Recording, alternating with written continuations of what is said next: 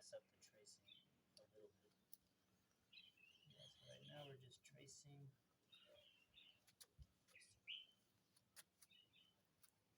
So supporting the children to make table mats from Barkcloth. Well done, Zane.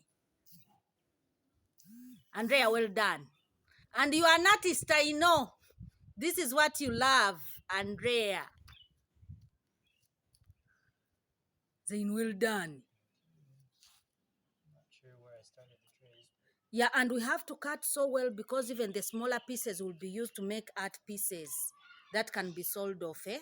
So if you want to check your work, you don't remove it, you just peel it back. Keep this firm. Okay. That way you don't lose your place. Yes. So I think that's good. Yeah.